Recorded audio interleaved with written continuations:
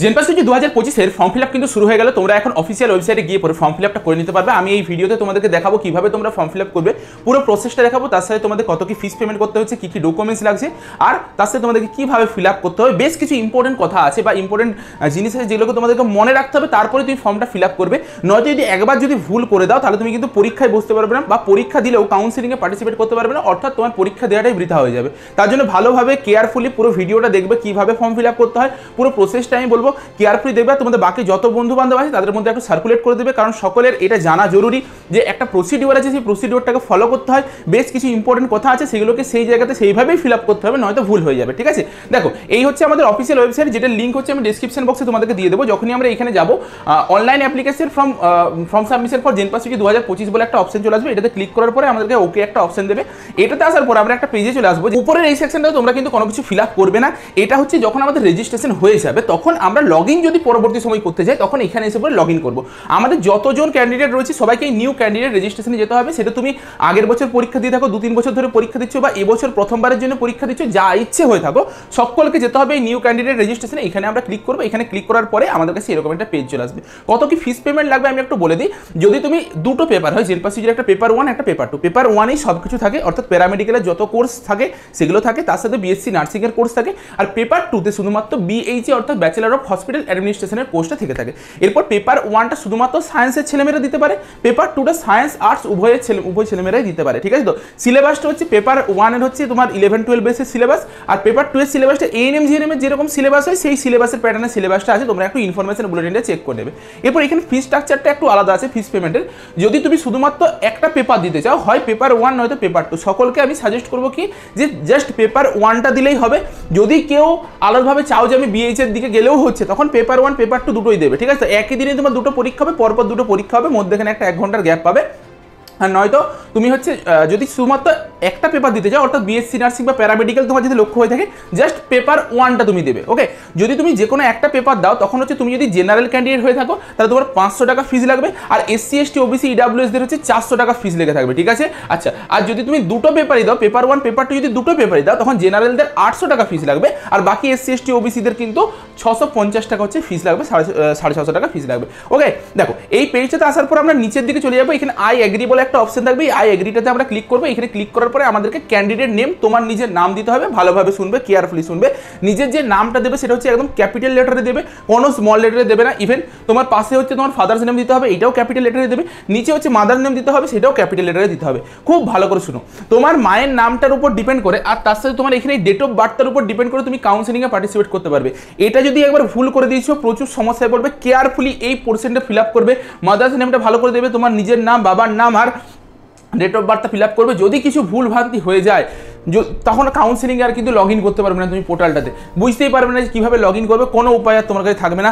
ভালোভাবে করবে, খেয়াল দিয়ে করবে। আচ্ছা, এখান থেকে জেন্ডার তোমাকে সিলেক্ট করতে হবে, মেল না ফিমেল। তোমাকে আইডেন্টিফিকেশন টাইপ এখান থেকে দিতে হবে, যে তোমার কাছে যদি ভোটার কার্ড থেকে থাকে ভোটার কার্ড দেবে, নয়তো পাসপোর্ট, রেশন কার্ড বা ক্লাস 10-এর অ্যাডমিট কার্ড বা any other valid government ID প্রুফটা আমরা ক্লিক করে পরে সেখানে আধার কার্ডের নাম্বারটা পুট করতে হবে। কোথায় পুট করতে হবে? কোনো ডকুমেন্টস সাবমিট করতে হবে না, জাস্ট এখানে এনি ভ্যালিড গভর্নমেন্ট আইডেন্টিটি প্রুফের যে নাম্বারটা, অর্থাৎ তোমার আধার নাম্বারটা, সেই আধার নাম্বারটা জাস্ট এইখানটা তোমাকে পুট করতে হবে। নিচের দিকে মোবাইল নাম্বার দিতে হবে, তোমার যে নিজস্ব মোবাইল নাম্বার সেই নিজস্ব মোবাইল নাম্বার দেবে, কারণ এটাতেই ওটিপি আসবে। আর এই মোবাইল নাম্বারটাই কিন্তু তোমার কলেজের সঙ্গে লিঙ্ক হয়ে যাবে। যদি নিজের মোবাইল নাম্বার না থাকে, অন্য কারোর থাকে, সেটাও দিতে পারো, কোনো ইস্যু নেই। কাউন্সিলিংয়ে গিয়ে পরে তুমি চেঞ্জ করতে পারো, কোনো প্রবলেম নেই। নিচে এই এগ্রি টু ইউজ এই অপশনটাতে ক্লিক করবে, তাহলে যত কিছু আপডেট আসবে সেগুলো তোমার মোবাইল নাম্বারে চলে আসবে। সিমিলার ওয়েতে ইমেলটা খুব ভালো করে শুনো, তোমার যদি ইমেল নিজের নামে ইমেল থাকে ইমেল দেবে, যদি না থাকে 5 মিনিট সময় লাগবে, একটা নিজের নামে ইমেল আইডি ক্রিয়েট করে নেবে। ক্রিয়েট করে পরে এখানে পুট করবে, আর এখানে এগ্রি টু ইউজ এইটাতে অপশনটাতে ক্লিক করবে। ঠিক আছে, তো এখানে পাসওয়ার্ডের একটা অপশন আছে, তোমাকে এই পাসওয়ার্ডটা যেটা রয়েছে এই পাসওয়ার্ডটা কেয়ারফুলি দিতে হবে। পাসওয়ার্ড দেওয়ার একটা নির্দিষ্ট ফরম্যাট রয়েছে, কি ফরম্যাটে তোমাদেরকে পাসওয়ার্ড দিতে হবে। সাপোজ তোমার নাম হচ্ছে রাজু, তাহলে 8টা ক্যাপিটাল করবো, বাদ বাকিগুলো হচ্ছে স্মল করবো, দিয়ে একটা স্পেশাল ক্যারেক্টার দেবো, সেটা @, হতে পারে, হ্যাশট্যাগ হতে পারে, একটা ডলারের সাইন হতে পারে। তারপর যে কোনো নিউমেরিক্যাল দেবো, 9123 বা 1256 বা 4201, যা ইচ্ছা নিউমেরিক্যাল দিতে পারো।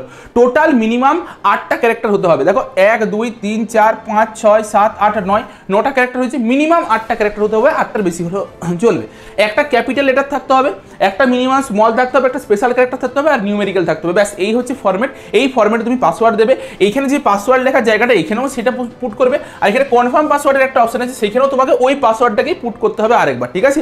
নিচে এখানে সিকিউরিটি পিন বলে একটা অপশন আছে, এই যে সিকিউরিটি পিনটা যেটা শো হচ্ছে হুবহু এইখানটাতে লিখবে, তারপর সাবমিট করবে। এটা সাবমিট করার পর তোমার কাছে একটা পেজ আসবে যেখানে আরেকবার তোমাকে চেক করতে বলবে। আমি তোমার কাছে এরকম একটা পেজ চলে আসবে যেখানে তুমি এতক্ষণ ধরে যেটা সাবমিট করলে ফিল আপ করেছিলে সেটাকেই তোমাকে দেখাবে। যদি কিছু ভুল থাকে তুমি এখানে এডিটে ক্লিক করার পর এডিট করতে পারো, আদারওয়াইজ তুমি নর্মালি সাবমিট অ্যান্ড নেক্সট এই বাটনটাতে ক্লিক করে দেবে। দেখো সাবমিট করার পরে তোমাদের কাছে ওটিপি জানতে চাইবে, একটা মোবাইল নাম্বারে ওটিপি জানতে চাইবে, একটা ইমেল আইডিতে ওটিপি জানতে চাইবে। তোমার কাছে অর বলে একটা অপশন থাকবে, যে কোনো একটা দিলেই চলবে, কিন্তু আমার কথাটা ভালোভাবে শুনো যে এইভাবে যদি করো তাহলে তোমার সুবিধা হবে। যদি তোমার মোবাইল নাম্বার বা ইমেল আইডি দুটোতেই যদি ওটিপি চলে আসে তাহলে মোবাইল নাম্বারে ওটিপিটা লিখবে, ইমেলে ওটিপিটা লিখবে, দুটো ওটিপিকেই পুট করবে। যদি যে কোনো একটা জায়গাতে তোমার কাছে ওই ওটিপি আছে, মানে দুটো জায়গাতে ওটিপি আসছে না, তুমি ওই ওটিপিটাকেই দুটো জায়গাতেই পুট করবে, মোবাইল নাম্বারেও ওই ওটিপিটাও দেবে, ইমেলেও ওই সেম ওটিপিটাই দেবে, ঠিক আছে। আর যদি তুমি যে কোনো একটাতে ওটিপি দিয়ে করতে চাও সেটাও করতে পারো, কোনো ইস্যু নেই। নিচের দিকে এখানে সিকিউরিটি পিনটা থাকবে, সেই সিকিউরিটি পিনটা পুট করতে হবে, দিয়ে ভেরিফাই অ্যান্ড ফাইনাল সাবমিট করতে হবে। এটা করে দেওয়ার পরে তোমাদের কাছে নতুন একটা পেজ চলে আসবে যেখানে দেখো কি কি বলছে, যে রেজিস্ট্রেশন ফর্মটা সেটা হচ্ছে কমপ্লিট হয়ে গেছে, অ্যাপ্লিকেশন ফর্মটা ইনকমপ্লিট আছে, কোয়ালিফিকেশন ডিটেলস ইনকমপ্লিট আছে, কন্ট্যাক্ট ডিটেলস ইনকমপ্লিট আছে, পেপার সিলেকশন ইনকমপ্লিট আছে, এক্সাম সেন্টার সিলেকশন ইনকমপ্লিট আছে, ফটোগ্রাফার সিগনেচার আপলোড ইনকমপ্লিট আছে, ফাইনাল সাবমিট আর ফিস রেজিস্ট্রেশন ফিটা দেওয়াটা ইনকমপ্লিট আছে। একটা একটা করে কমপ্লিট করবো আমরা। সবচেয়ে প্রথমে চলে আসি, এইখানে দেখো একটা অ্যাপ্লিকেশন নাম্বার তোমাদের জেনারেট হয়েছে, অর্থাৎ এই যে লাস্টে 27 দেখাচ্ছে, মানে বুঝতে পারবে যে আমার আগে 26 জন আর কি ফর্ম ফিল আপ করে নিয়েছে অলরেডি, 27 নাম্বারে আমি চলছি আর কি। তো এই অ্যাপ্লিকেশন নাম্বারটা তোমাকে মনে রাখতে হবে, যদিও তোমার ইমেলে আর মোবাইল নাম্বারে একটা করে মেসেজ WBGI পক্ষ থেকে চলে যায় যেখানে তোমার অ্যাপ্লিকেশন নাম্বারটা লেখা থাকে। আর একটু আগে আমরা যে পাসওয়ার্ডটা দিলাম সেই পাসওয়ার্ডটা একটা খাতায় নোট ডাউন করে রাখবে, পরবর্তী সময় প্রচুরবার এই পাসওয়ার্ড আর অ্যাপ্লিকেশন নাম্বারটা আমাদের কাজে লাগবে, অ্যাডমিট কার্ড ডাউনলোড আর অনেক জায়গাতে কাজে লাগবে, ঠিক আছে। ফিল অ্যাপ্লিকেশন ফর্মটাতে ক্লিক, বাঁ দিকটাতে আসলে তোমরা দেখতে পাবে এখানে মোবাইল নাম্বারটাও ভেরিফাইড হয়ে গেছে আর ইমেল আইডিও ভেরিফাইড হয়ে গেছে, কারণ আমি মোবাইল নাম্বার ইমেল দুটোতেই ওটিপি দিয়েছিলাম। যদি তুমি একটাতে ওটিপি না দাও পরবর্তী সময় এসে পরে এইখান থেকে ভেরিফাই করতে পারবে, এখানে ক্লিক করে পারো, আবার ওটিপি পাঠাতে পারবে, দিয়ে ভেরিফাই করে নিতে পারবে, চিন্তার কিছু নেই। তখন যদি না করতে পারো এই সাইডে চলে আসবে, তুমি একটু আগে যে ডেট অফ বার্থ তাদের সব ডিটেলসগুলো ফিল আপ করেছিলে, তোমার নাম টাম এগুলো চলে আসবে। তোমাকে এখান থেকে ন্যাশনালিটি সিলেক্ট করতে হবে, তুমি এখান থেকে পেয়ে যাবে। ন্যাশনালিটি তুমি ইন্ডিয়ান সিলেক্ট করে নিলে, স্টেট অফ ডোমিসাইল তোমাকে এখান থেকে সিলেক্ট করতে হবে, যে ওয়েস্ট বেঙ্গল সিলেক্ট করলে তোমাকে রিলিজিয়ান সিলেক্ট করতে হবে, যে তুমি কি হিন্দু মুসলিম বৌদ্ধ কিসের মধ্যে পড়ছে সেটাকে তোমাকে সিলেক্ট করতে হবে। ক্যাটাগরি কি সেখান থেকে তোমাকে ক্যাটাগরি সিলেক্ট করতে হবে। খুব ভালো করে এই ক্যাটাগরির পোর্শনটা শুনো। যারা যারা দেখছো যে জেনারেল ইডাব্লিউএস ক্যাটাগরির মধ্যে এলিজিবিলিটি ক্রাইটেরিয়ার মধ্যে পড়ছো, অর্থাৎ তোমার মনে হচ্ছে তুমি জেনারেল ইডাব্লিউএস এর এলিজিবিলিটি ক্রাইটেরিয়া যেটা আছে তার মধ্যে পড়ছো, কিন্তু তোমার কাছে এখন হাতে ইডাব্লিউএস সার্টিফিকেট নেই, তুমি চোখ বন্ধ করে ইডাব্লিউএস নিজেকে সিলেক্ট করতে পারো, কোনো ইস্যু নেই। তুমি যদি 1 থেকে 1.5 মাসের মধ্যে দেখছো যে ইডাব্লিউএস সার্টিফিকেটটা পেয়ে যাবে, যেহেতু 1 মাসের মধ্যে ইডাব্লিউএস সার্টিফিকেট পেয়ে যাওয়া যায়, যদি পেয়ে যেতে পারবে, এখন তোমার কাছে প্রায় 1.5 থেকে 2 মাসের মতন সময় রয়েছে, যদি পেয়ে যাও তো প্রায় 2 মাসের মতন সময় আছে, ঠিক আছে। যদি পেয়ে যাও নিঃসন্দেহে তুমি ইডাব্লিউএস সিলেক্ট করতে পারো, ঠিক আছে। এখন তোমাকে কোনো প্রকার কোনো সার্টিফিকেট সাবমিট করতে হচ্ছে না। ওবিসি এ বিদের কেসটাতে একটু বলে দিই যে 140 জনের যে লিস্টটা লাস্ট প্রকাশিত হয়েছে, যেখানে ওবিসি এ আর ওবিসি বি গোষ্ঠীকে আলাদা করে দেওয়া হয়েছে। অনেকে আছে যারা ওবিসি এ ছিলে আগে, এখন ওবিসি বি হয়ে গেছে, অনেকে ওবিসি বি ছিলে ওবিসি এ হয়ে গিয়েছে, অল্টারনেট হয়েছে, আবার অনেকে জেনারেল ছিলে সেখান থেকে ওবিসিতে কনভার্ট হয়ে গিয়েছে, ওবিসি বি হয়ে গিয়েছে, যেমন সদগো। তোমাদের প্রতিজনকে কিন্তু যাদের আগে ওবিসি সার্টিফিকেট ছিল জাস্ট এখন ইন্টারচেঞ্জ হয়েছে, তোমাদেরকে রিভ্যালিডেট করাতে হবে। এমনকি তুমি যদি ইন্টারচেঞ্জ নাও হয়ে থাকো তবুও তোমাকে তোমার রিভ্যালিডেট করাতে হবে, নতুন নিয়ম অনুযায়ী তোমাকে রিভ্যালিডেট করাতে হবে। আর দ্বিতীয় জিনিস কি, যদি তুমি রিভ্যালিডেট নাও করাও বর্তমানে, তুমি এখানে যেই লিস্ট অনুযায়ী তুমি যেখানে পড়ছো ওই লিস্টটা অনুযায়ী তুমি যদি ওবিসি এ তে পড়ো তুমি ওবিসি এ সিলেক্ট করবে, ওবিসি বি তে পড়লে ওবিসি বি সিলেক্ট করবে।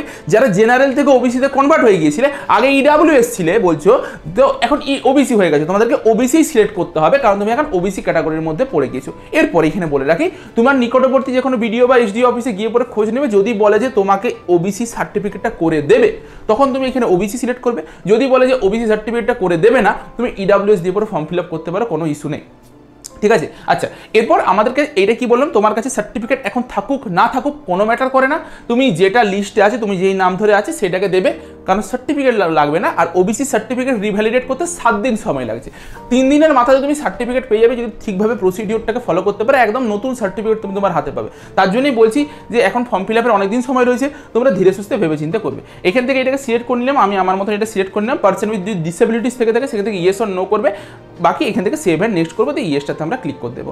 দেখো নেক্সট হচ্ছে আমাদেরকে কি দিতে বলেছে, কোয়ালিফিকেশন ডিটেলস দিতে বলেছে, যেখানে কি দিতে হবে দেখো খুব ভালো করে শুনবে, যে পাসিং ইয়ারটাতে তোমাকে যদি অ্যাপিয়ারিং এখানে সিলেক্ট করো তবে পরেই তুমি এইখান থেকে 2025টা সিলেক্ট করতে পারবে। ভালোভাবে শুনবে, অ্যাপিয়ারিং সিলেক্ট করলেই 2025 সিলেক্ট করতে পারবে, আর বাদবাকি যদি তুমি পাস সিলেক্ট করে দাও তাহলে তুমি 2025-এর আগে যত সাল আছে 2023 সাল বলো, 2021 সাল, 2022 সাল, 2024 সাল, সব সালগুলো তার আগে পেয়ে যাবে। ঠিক আছে, তো মানে এবছর যারা এইচএস পাস আউট করেছো তাদের সবাই কি করবে, অ্যাপিয়ারিং করবে। অ্যাকচুয়ালি ফর্ম ফিল আপটা হয় জানুয়ারি ডিসেম্বর মাস করে হয়, তখন তোমরা এইচএস পাস করো না, তার জন্য অ্যাপিয়ারিং এর আন্ডারে এটা ফেলা থাকে।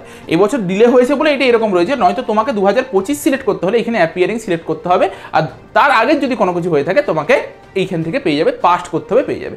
তোমাকে এখান থেকে বোর্ড বা কাউন্সিলিং সিলেক্ট করতে হবে, যে কোন বোর্ড বা কাউন্সিলিং এর মধ্যে পড়ছো, যেমন ওয়েস্ট বেঙ্গল তোমার স্টেট কাউন্সিলিং এর মধ্যে পড়ছো না কিসের মধ্যে পড়ছো তুমি, ইনস্টিটিউট নেম, তুমি কোন স্কুল থেকে পড়াশোনা করেছো, তার সাথে তার অ্যাড্রেস দেবে আর তার পিনকোড দেবে, দিয়ে সেভ অ্যান্ড নেক্সট করবে। আমি এটা ফিল আপ করিনি, তারপর দেখাই। এরপর তোমার কাছে চলে আসবে অ্যাড্রেস ফিল আপের জন্য, যেখানে অ্যাড্রেসে তোমার ভিলেজ নেম দিতে হবে, তার সাথে এখানে তোমার পুলিশ স্টেশন বা সাব লোকালিটি যেটা পাবে তুমি সেটা দেবে, তার সাথে তোমার এখানে পোস্ট অফিস বা টাউন সিটি যেটা তোমার পছন্দ তুমি সেটা দেবে।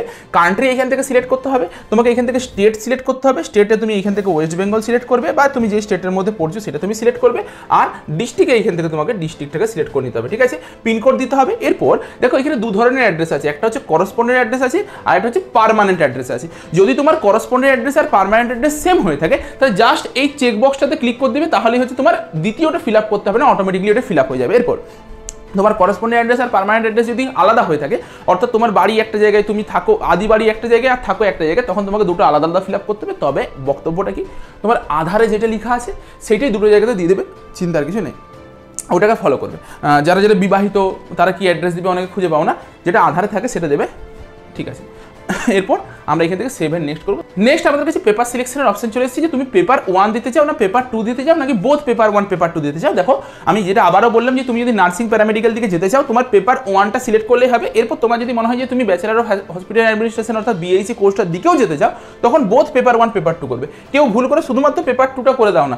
কারা করতে পারো পেপার 2টা, শুধুমাত্র যারা আর্টসের স্টুডেন্টরা রয়েছে তারা করতে পারো পেপার 2টা, কোনো ইস্যু নেই, তোমাদের জন্য এলিজিবল। আদারওয়াইজ শুধুমাত্র পেপার 1টা করলেই হবে। এটা সিলেক্ট করার সাথে সাথে তোমাকে এখানে তোমাকে কত ফিস পেমেন্ট করতে হবে সেটা দেখিয়ে দেবে। তুমি দুটো সিলেক্ট করতে এখানে 800 টাকা পেমেন্ট করতে বলতো, তুমি যদি যে কোনো একটা সিলেক্ট করো 500 টাকা পেমেন্ট করতে পারবে। তোমার ক্যাটাগরি ওয়াইজ এটা দেখিয়ে দেবে। ফিসের ব্যাপারে আমি আগেই বলে দিয়েছি। সেভ এন্ড নেক্সট করবো আমরা। এখান থেকে আমরা ওকে করবো। ওকে করার পরে আমাদের কাছে কি কি করতে হবে, এবারে এক্সামিনেশন সেন্টারটা সিলেক্ট করতে হবে। তোমাকে এইখানে সবগুলোকে কি করতে হবে, ওয়েস্ট বেঙ্গল সিলেক্ট করতে হবে, 3টে এক্সামিনেশন সিটি সিলেক্ট করতে হবে। এএনএম জিএনএম এর ক্ষেত্রে 4টা সিটি সিলেক্ট করতে হয়েছিল, আর এটার ক্ষেত্রে 3টা। আচ্ছা একটা জিনিস বলে দিই, যে তোমরা অনেকেই আছো যারা শুধুমাত্র জেনপাসের দিকে ফোকাস করছে, এই ভুলটা একদম করো না। জেনপাসের সাথে সাথে তোমরা এএনএম জিএনএম এর দিকেও ফোকাস করো, অর্থাৎ ফর্ম ফিল আপটা অন্তত করে রাখো, পরীক্ষাটাতে অন্তত পার্টিসিপেট করবে। কারণ বাই চান্স পরীক্ষার দিনে কি হবে কেউ তো বলতে পারছে না, কোনোভাবে যদি পরীক্ষাটা খারাপ হয়ে যায়, তুমি এএনএম জিএনএমটাতে ভালো পারফরমেন্স দিয়ে পরে একটা ভালো পরীক্ষা দিতে পারো তো, বা ওইটাতে ধরো তুমি এগিয়ে যেতে পারবে। ঠিক আছে, তো তার জন্যই দুটো ফর্মই ফিল আপ করবে অবশ্যই। তোমার নিকটবর্তী তোমার বাড়ির কাছাকাছি যেই লোকেশনে তুমি দেখতে পাবে সেই লোকেশনে কি তুমি এখান থেকে এক্সাম সিটিগুলো সিলেক্ট করবে। যেমন আমার ধরো এখান থেকে মোটামুটি কাছের মধ্যে আমি সিলেক্ট করে দিলাম, এটা আমি জাস্ট করছি একটা। ঠিক আছে, তো আমি এটা করে দিলাম, দিয়ে সেভ এন্ড নেক্সট করবো, দিয়ে ওকে করে দিলাম। ওকে করার পরে আমাদের কাছে আমাদের কিছু জিনিস সাবমিট করতে হবে, দুটো জিনিস সাবমিট করতে হবে, একটা কি ফটোগ্রাফ আর একটা কি সিগনেচার। যে ফটোগ্রাফটা আমরা দেবো সেটা হচ্ছে জেপিজি ফরম্যাটে হতে হবে, জেপিজি ফাইল হতে হবে, 10 কেবির থেকে 200 কেবির মধ্যে হতে হবে, মানে মিনিমাম 10 কেবি আর ম্যাক্সিমাম 200 কেবি হতে হবে।